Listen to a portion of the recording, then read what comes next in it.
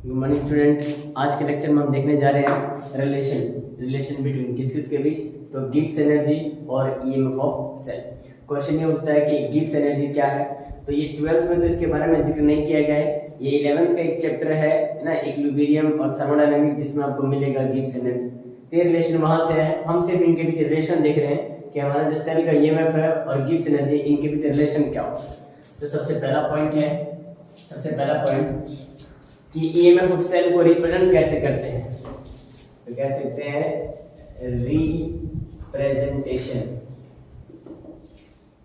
Representation of EMF of cell को कैसे represent करेंगे, तो कहते हैं इसे लिखा जाता है सिर्फ ई से। ये हमारा कहलाता है ईएमएफ ऑफ सेल का हो या सेल का पोटेंशियल का हो, दोनों चीजें सेम। अच्छा, दूसरा पॉइंट है गिब्स एनर्जी को कैसे इंडिकेट करेंगे भाई। Gibbs energy represented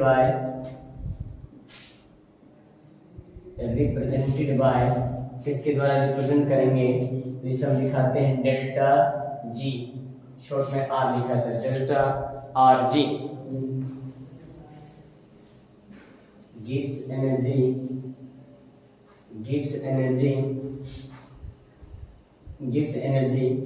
to check the spontaneity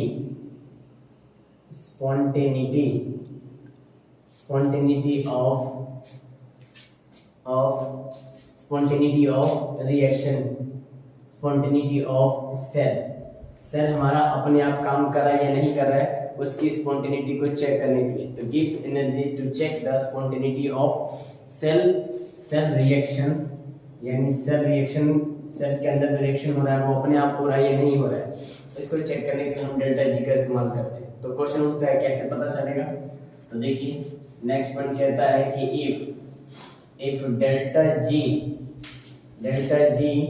is negative, अगर डेल्टा जी का वैल्यू नेगेटिव हुआ तो कहता है देन, तो हमारा जो सेल पोटेंशियल होगा वो क्या होना चाहिए, पॉजिटिव। अगर ये कंडीशन हुआ तो कह सकते हैं है ना कि सेल जो होगा, यानी जो रिएक्शन होगा वो क्या होगा, तो स्पॉन्टेनियस हो रहा होगा।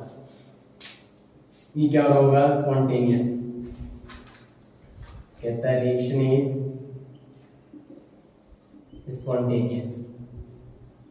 स्पॉन्टेनियस, वो अपने आप हो रहा होगा। अगर सेल हमारा अपने आप काम कर रहा होगा, उसके लिए कहता है स्पॉन्टेनिटी चेक करने के लिए हम इसका इस्तेमाल कर सकते हैं कि रिएक्शन अपने आप हो रहा है या नहीं हो रहा है उसके लिए। तो चलिए रिएक्शन इज स्पॉन्टेनियस। अगर दूसरा पॉइंट कहता है कि इफ डेल्टा जी का वैल्यू इज पॉजिटिव, तो सेल जो पोटेंशियल होगा वो कहता है क्या हो जाएगा, तो नेगेटिव। और जब सेल पोटेंशियल नेगेटिव हो जाएगा तो सेल हमारा काम अपने आप नहीं कर रहा होगा, किसी एक्सटर्नल फोर्स यानी बैटरी से जोड़कर उस पर वर्क करना पड़ेगा, तो जाके वो अपने आप रिएक्शन काम स्टार्ट करेगा। तो इसलिए जब ये नेगेटिव आ जाएगा तो कहता है कि रिएक्शन इज नॉन स्पॉन्टेनियस, यानी रिएक्शन अपने आप नहीं हो रहा होगा। तीसरा इंपॉर्टेंट कंडीशन कि if delta G is equal to कितना हो जाए, zero, delta G is zero, then तो हमारा सेल पोटेंशियल भी क्या हो जाएगा, इज ऑल्सो जीरो, वो भी हो जाता है जीरो। और जब ऐसी कंडीशन आ जाती है तो हम कहते हैं कि हमारा सेल किस में आ चुका है, तो इक्विलिब्रियम में। देन सेल इज या रिएक्शन इज इन इक्विलिब्रियम, ये भी कह सकते हैं। रिएक्शन इज इन इक्विलिब्रियम, यानी इक्विलिब्रियम की अवस्था आ चुकी है। रेट आने जाने का रेट बराबर है, इसलिए इक्विलिब्रियम आ चुका है, तो सेल हमारा काम करना बंद कर देगा। ये कुछ कंडीशंस हैं जिनकी हेल्प से हम बता सकते हैं। ये तो पहले दोनों रिलेशन है कि ऐसे कौन कौन सी कंडीशंस को देखकर हम बताएंगे। अगर डेल्टा जी का वैल्यू नेगेटिव हुआ तो सेल पोटेंशियल पॉजिटिव होगा, हमारा सेल अपने आप काम करेगा। डेल्टा जी का वैल्यू पॉजिटिव और सेल पोटेंशियल नेगेटिव हुआ तो सेल हमारा अपने आप काम नहीं करेगा। और तीसरी चीज की अगर डेल्टा जी का मान ई सेल के इक्वल यानी दोनों जीरो हो जाए तो कहता है इस कंडीशन पे सेल हमारा वर्क नहीं करेगा, वो इक्विलिब्रियम में आ चुका है। तीसरा चीज, एक छोटी सी बात, एक छोटा सा पॉइंट है इनसे रिलेटेड। जैसे मैं कहूँ, आपने पढ़ा है कि चार्ज ऑफ 1 मोल इलेक्ट्रॉन, एक मोल इलेक्ट्रॉन पे चार्ज कितना, तो शायद फिजिक्स में आपने पढ़ा होगा, उसे कहते हैं 96,500 कूलम, और ये किसके बराबर होता है, तो ये बराबर होता है 1 फैराडे। 1 फैराडे, ये फिजिक्स में भी आपको मिला, 1 फैराडे इज इक्वल टू कितना चार्ज, तो 96500 है ना। 96,500 कूलम चार्ज को 1 फैराडे कहा गया। ये आया कैसे, आइए इसको पता करते हैं जरा कि ये आया कैसे। तो देखिए, हमें ये पता है, आप ये कह रहे हैं कि charge of 1 mole electron, 1 mole electron, तो मुझे बताइए 1 मोल में इलेक्ट्रॉन कितना, तो 1 मोल का मतलब होता है 6.022 इंटू 10 का पावर 23। इतने इलेक्ट्रॉन का चार्ज, 1 मोल का मतलब इतने इलेक्ट्रॉन, तो हम कह सकते हैं कि चार्ज ऑफ 6.022 इंटू 10 का पावर 23 इलेक्ट्रॉन्स, इतने इलेक्ट्रॉन्स का चार्ज कितना होगा, ये पता करना है। तो सबसे पहले हम ये पता करते हैं कि 1 इलेक्ट्रॉन पे चार्ज कितना। आप कहेंगे सर 1 इलेक्ट्रॉन का चार्ज होता है 1.6 इंटू 10 का पावर माइनस का 90 कूलम होता है। 1 इलेक्ट्रॉन पे इतना ही चार्ज, और तुम निकाल कितना रहे हो, इतने इलेक्ट्रॉन का। तो लॉजिक लगाइए कि 1 पेन की कीमत 5 रुपए है, तो 10 पेन की कीमत कितना होगा, तो 5 गुणे 10 यानी 50 रुपए। उसी तरह 1 इलेक्ट्रॉन पर चार्ज होता है इतना, और 1 मोल का मतलब कितना इलेक्ट्रॉन, तो इतना इलेक्ट्रॉन, तो इतने इलेक्ट्रॉन पे चार्ज कितना, तो इसी से हम कर देंगे मल्टीप्लाई, यानी 6.022 इंटू 10 का पावर 23 इलेक्ट्रॉन्स। तो ये दोनों चार्ज तो लगभग वैल्यू किस में आ जाएगा, तो इन दोनों को मल्टीप्लाई करेंगे तो अप्रोक्स में आता है 96548 या 89। इसी को राउंड ऑफ करके हम लिखते हैं किसके इक्वल, तो 96,500 इतना कूलम।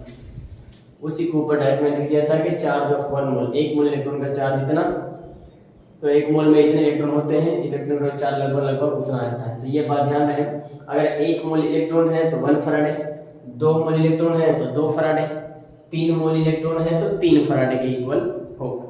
आइए इस चीज को हम अपने सेल पर इस्तेमाल करके देखते हैं। हमने कहा कि 1 mole 1 mole electron transfer from कहां से कहां, तो anode to cathode. 1 mole electron का ट्रांसफर होता है एनोड से कैथोड पर, तो चार्ज कितना, तो आपने कहा कि 96,500 यानी उसको 1 फैराडे आप कह रहे हैं। हमने कह दिया कितना फैराडे भाई, तो 1 फैराडे।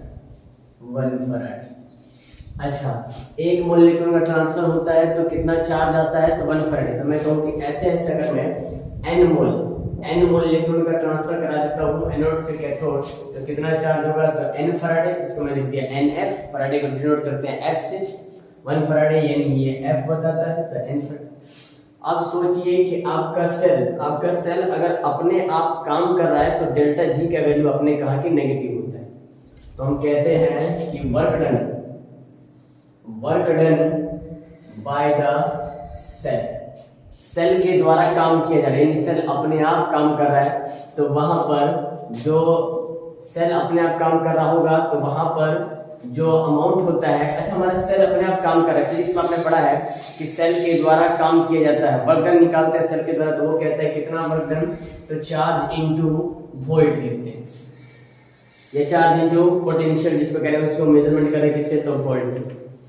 तो ये तुमने फिजिक्स में पढ़ा है कि work done by the cell, बस ये फॉर्मूला हो एक तरह से वर्क डन का, लेकिन अपने आप हो रहा है, सेल के द्वारा हो रहा है, तो अपने आप होता है तो वो वैल्यू कैसे दिखाते हैं, तो नेगेटिव, क्योंकि अपने आप हो रहा है। जैसे डेल्टा जी का वैल्यू हमने अभी पढ़ा कि वो भी क्या होता है, तो नेगेटिव। तो ये work done by the cell है, तो ये चार्ज जो होगा ये नेगेटिव है। अब यहाँ से हम अपना निकालते हैं फॉर्मूला, निकालो जरा यहाँ से, work done by the cell के द्वारा किया गया कार्य minus Q into volt, Q का मतलब चार्ज है, और तुम कह रहे हो कि सर हम कितने मोल इलेक्ट्रॉन का ट्रांसफर करवा रहे हैं, n मोल का, तो चार्ज कितना होगा, तो nf, तो मैं यहाँ लिख दिया वो nf, और माइनस है, वर्क डन अपने आप है तो माइनस। और यहाँ पर वोल्ट हमने कहा कि हमारा जो सेल का जो ईएमएफ होता है, यह सेल पोटेंशियल होता है। अभी हमने देखा सेल पोटेंशियल, इसको किस में मापते हैं? तो इसको हम मापते हैं किस में? तो वोल्ट। इसलिए वोल्ट है तो किसका बता रहा है? तो सेल पोटेंशियल का। तो इसके बदले हम क्या इस्तेमाल कर देंगे? तो ई सेल ये बताता है work done by the cell. और उसी सेल के द्वारा किया गया कार्य है ना, अगर अपने आप किया जा रहा है तो हम डेल्टा बीच का रिलेशन ले रहे हैं। तो हम कहेंगे कि सेल जब अपने आप काम करता है, एक दूसरी चीज ये भी कह सकते हैं कि सेल का वर्क डन जो होता है ना, वो डेल्टा जी नेगेटिव होता है। तो ये भी तुम कह सकते हो, इसी को दो तरीके से कह सकते हैं। और मैं इसको दूसरा तरीका बताता हूँ। आइए, सबसे अच्छी बात कि एक तो ये हो गया जिसको हमने वर्क डन को कह रहे हैं कि डेल्टा जी होता है। एक तो ये हुआ फॉर्मूला। अगर ये ना समझ में आओ तो दूसरा तरीका देखिए। अभी हमने कहा कि सेल के द्वारा जब वर्क डन किया जाता है ना, तो वो नेगेटिव होता है। और किसके होता है? तो गिब्स एनर्जी। ये भी आप कहते हो, हम ये भी कह सकते हैं और करके और कि work done by the cell. तो जब सेल अपने आप काम कर रहा होगा तो आपने कहा कि डेल्टा जी का वैल्यू क्या होता है? नेगेटिव। तो हमने ले लिया नेगेटिव डेल्टा जी। सेल के द्वारा अपने आप काम किया जा रहा है तो डेल्टा जी का वैल्यू नेगेटिव हो, ये आपने कहा। और फिजिक्स में वर्क डन, सेल के द्वारा किया गया वर्क डन, ये रहा सेल के द्वारा किया गया वर्क डन किसके बराबर होता है? तो यहाँ होता है क्यू इनटू किसके? तो वोल्ट के। तो वोल्ट ये माइनस हमने हटा दिया, क्यों? क्योंकि यहाँ पर work done by the cell वो अपने आप होगा। तो अपने आप के लिए हमने डेल्टा जी का वैल्यू नेगेटिव पहले से रख दिया, डेल्टा जी का वैल्यू पहले से ही रख दिया। तो work done by the cell Q into volt is equal to क्या होगा? तो माइनस डेल्टा जी। अब यहाँ से हमने पता लगाया अभी कि ये हमारे क्या बता रहे हैं? चार्ज को। और चार्ज कितना ट्रांसफर हो रहा है? तो एन चार्ज ट्रांसफर हो रहा है। वोल्ट के लिए आपने कहा कि इसको रिप्रेजेंट कर रहे हैं हम इस सेल के पोटेंशियल को ही मापा जाता है किसमें? वोल्ट में। ये बराबर कितना होगा? तो माइनस डेल्टा जी होगा। इस माइनस डेल्टा जी को उठा के इधर लाते हैं तो बन जाएगा प्लस का डेल्टा जी, और ये उधर जाएगा तो माइनस एन और ये क्या कहलाएगा? तो सेल का पोटेंशियल। तो इस तरीके से ये फॉर्मूला आया। या तो आप पहले यहाँ पर देख सकते थे ये फॉर्मूला डायरेक्टली ऐसे, नहीं तो आया हमारे पास कुछ ऐसे। यानी हमने रिलेशन देखा डेल्टा जी और सेल पोटेंशियल के बीच, ये रिलेशन होता है। अब इस पर एक एनसीईआरटी का क्वेश्चन, आइए इस पर एक एनसीईआरटी का क्वेश्चन वो देखते हैं। क्वेश्चन जरा आइए, एनसीईआरटी का एग्जांपल नंबर 3.3 का क्वेश्चन कहता है द स्टैंडर्ड सेल पोटेंशियल, जिसको हम डिनोट करें कि से ई, ये बताता है पोटेंशियल को और ये बता रहा है सेल को। तो बन गया सेल पोटेंशियल, और स्टैंडर्ड है तो क्या लगा दूं? तो नोट। कह रहा है कि the standard cell potential of Daniell cell is वो 1.1 वोल्ट है। तो कह रहा है देन फाइंड द स्टैंडर्ड गिव्स एनर्जी।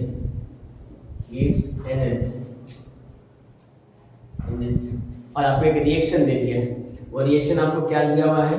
तो रिएक्शन दिया हुआ है कि जिंक सॉलिड और कॉपर +2 एक्वस मीडिया में ये कन्वर्ट होता है तो क्या बनाता है? ये बनाता है Zn+2 aqueous media plus copper solid में चेंज, कुछ ऐसे। ये रिएक्शन दिया हुआ है और इसमें पूछ रहा है कि एक आपको स्टैंडर्ड पोटेंशियल का वैल्यू दे रहा है 1.1 वोल्ट, तो पूछ रहा है स्टैंडर्ड गिव्स एनर्जी बताइए। तो हमने अभी पढ़ा सॉल्यूशन में, हमने अभी पढ़ा डेल्टा जी और गिव्स एनर्जी के बीच रिलेशन ही पूछ रहा है। सेल पोटेंशियल दे दिया है और गिव्स एनर्जी पूछ रहा है, वो भी स्टैंडर्ड में। तो अभी आपने फॉर्मूला पढ़ा था कि डेल्टा जी बराबर माइनस NF और सेल का पोटेंशियल, ये डेल्टा जी के बीच रिलेशन।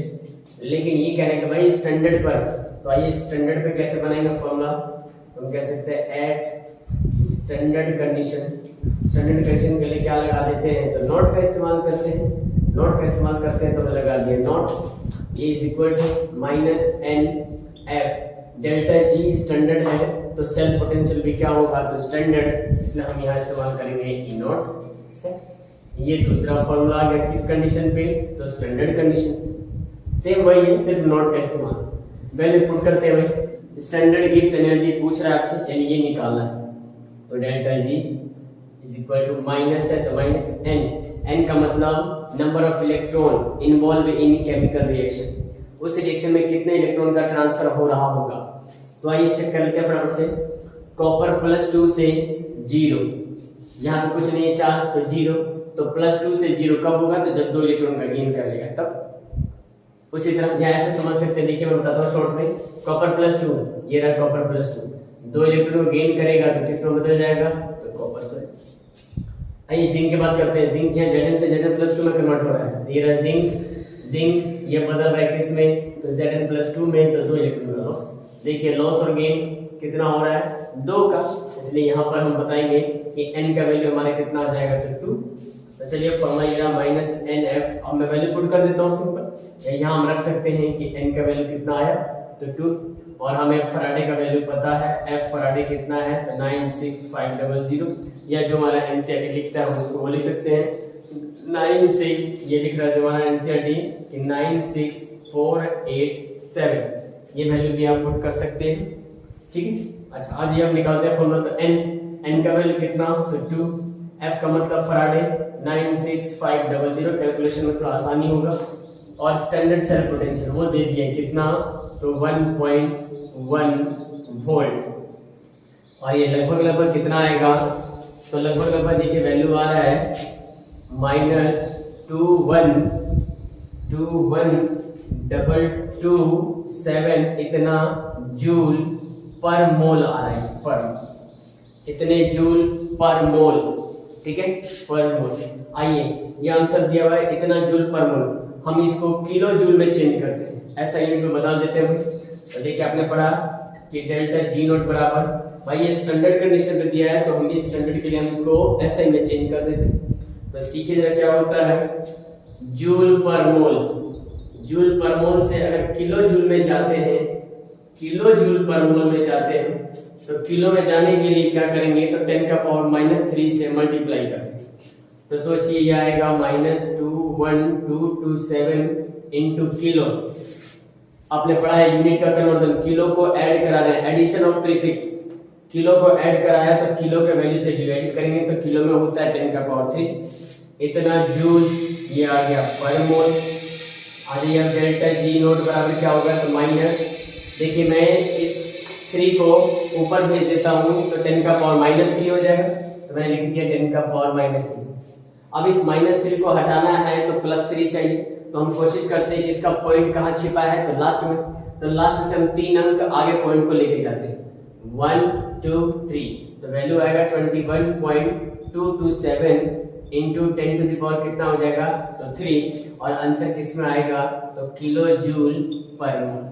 देखिए ये वैल्यू कैंसिल हो गया, आंसर आ गया तुम्हारा डेल्टा स्टैंडर्ड गिब्स एनर्जी बराबर माइनस का 21.227 इतना किलो जूल पर मोल, ये स्टैंडर्ड गिब्स एनर्जी। अब ये पूछेगा कि डेल्टा जी का वैल्यू है ना, स्टैंडर्ड आ गया माइनस इतना, तो इस तरीके से आपने क्या निकाला, तो स्टैंडर्ड जी यानी स्टैंडर्ड गिब्स एनर्जी का वैल्यू आपने निकाल दिया।